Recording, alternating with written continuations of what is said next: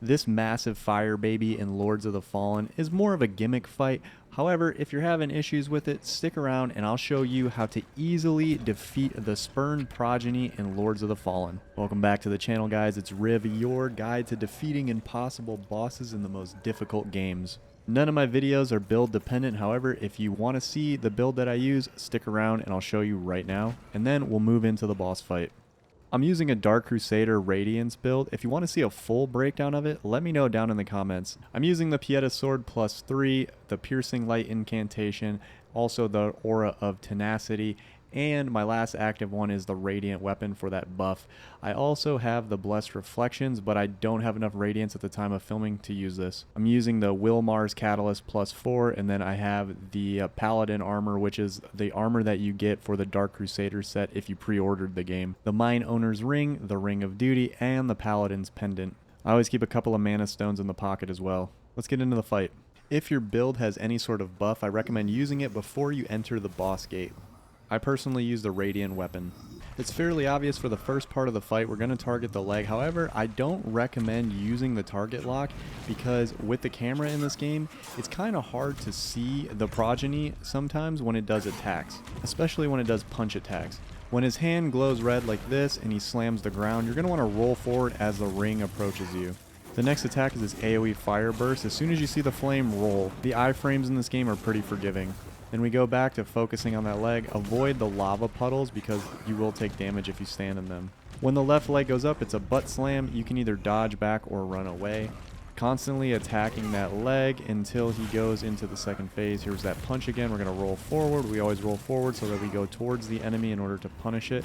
Alright, now he's going to spit the lava on the ground and we're going to go up the steps to the second level. If you have any sort of ranged weapons, spells, or grenades, now's the time to do them. I do a lot of chip damage with these incantations. He'll have a couple of moves unique to the second phase. The first one is this overhead slam. So you'll see him raise the arm up as it comes down, roll forward. Again, the iframes are super forgiving. Same thing from the other side. You can either roll forward or back. Next, he'll shoot this hand out of the mouth. He'll spit the hand out 3 times with a 2-second interval between each one of the strikes. On the third one, it'll go in slowly. If you're quick enough, you can get up to 4 strikes in. Assassin builds can probably do a lot of damage right there. Next, the mouth hand goes up into the air, the arena gets engulfed in flames. You're going to want to find yourself one of these tiny walls with these windows inside of it because somehow this blocks this attack. As you can see, I didn't take any damage right there. Again, if you have any ranged weapons or spells, now's the time to use them. I chose to buff my weapon. Here comes that overhand attack. We're going to attack the arm again. One overhead is normally always followed by another. These are easy attacks. Punish when you can. When the hand goes up and it lights on fire, we're just going to roll to avoid that ring, similar to how we did in the first round. Now the hand will stick there. You can do a couple of punishing attacks. These patterns are pretty simple, like I said. He'll change it up right here and it'll go to a side attack. However, we just dodge it the same way. So let's go through the timing of this hand one more time as it comes out. Here's the initial attack. 1 1000, 2 1000, 1 1000, 2 1000. That's about the time you have to dodge. Again, the iframes are super forgiving in this game. If you're new to the genre, an iframe is an invincibility frame, and it's where you can't get hit in the middle of a roll. So we just see a couple more of the same attacks right here.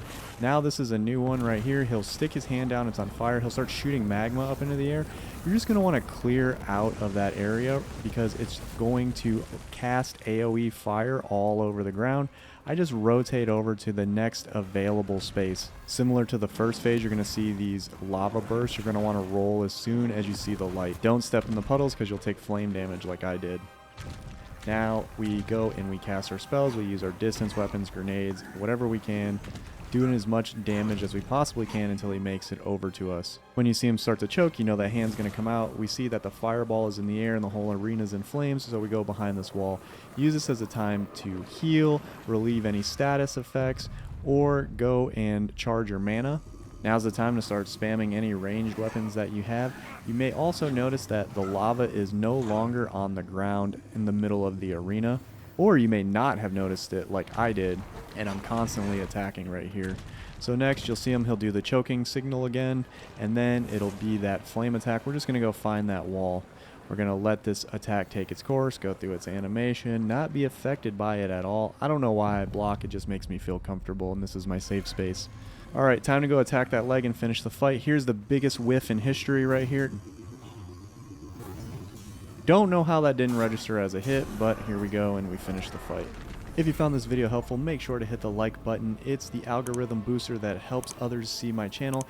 And if you are not subscribed, please consider subscribing. Subscribing is absolutely free to do, and it's the best way to support my channel.